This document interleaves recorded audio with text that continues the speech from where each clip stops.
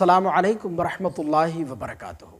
आज मैं आपको सैयद अमीन उल क़ादरी साहब का वो खूबसूरत बयान सुनाना चाहता हूँ जिसे सुनकर यकीनन आपकी रूह ताज़ा हो जाएगी, आपका दिल खुश हो जाएगा, क्योंकि ये रबीउल अव्वल शरीफ का माह मुबारक चल रहा है। और अगर आप भी रबीउल अव्वल शरीफ के मौके पर खुशियों का इजहार करते हैं, अपने घरों को सजाते हैं, मस्जिदों को सजाते हैं, घरों में मस्जिदों में चरागा करते हैं, लंगर तकसीम करते हैं, जुलूस मुहम्मदी निकालते हैं, तो आपको अंदाज़ा नहीं है कि आप ये क्या काम कर रहे हैं।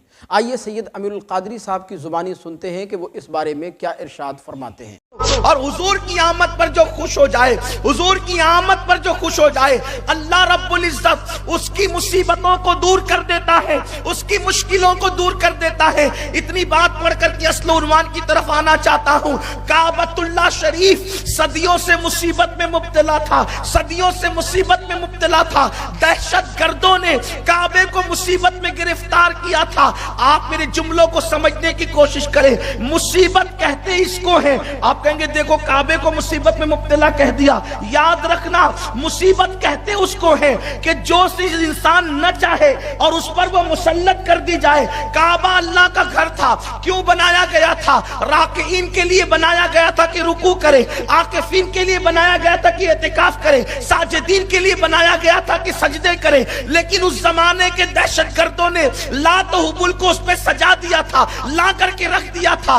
ऊपर बुद्ध थे, अंदर बुद्ध थे। काबा इस मुसीबत में गिरफ्तार था और गोया के काबा जब इस मुसीबत में था तो हर दिन वो रोता होगा, हर दिन आहें भरता होगा, हर दिन आंसू बहाता होगा। क्यों आंसू बहाता होगा? मैं लात के लिए नहीं, मैं मनात के लिए नहीं, मैं उज़्ज़ा के लिए नहीं, लेकिन सदियों से मुसीबतों में मुब्तला होने वाली वो काबे की दीवारें, जब मुस्तफा जान रहमत की मिलाद होती है तो मुसीबत में गिरफ्तार वो काबा खुशी से घूमता है, खुशी से झूमता है।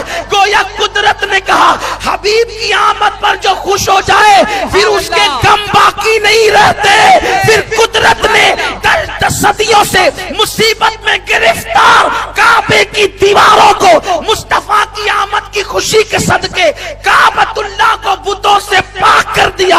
और ऐसा पाक कर दिया कि जहां पर लातो हुबुल के नगमे गुनगुनाए जाते थे या लातो हुबुल के कुफरिया कलमात पढ़े जाते थे, अब वहां लब्बैक ला शरीक लब्बैक की सदाएं बुलंद हो रही है। मैंने काबे से पूछा, लोग बहुत पूछते तसव्वुर में, जरा एक बार मैंने भी काबे से पूछा, ओ काबा तेरे यहाँ तो शरीक ही शरीक पड़े थे, 360 माबूदाने बातिल की कसरत थी, आखिर तुझे मुसीबत से निजात कैसे मिली?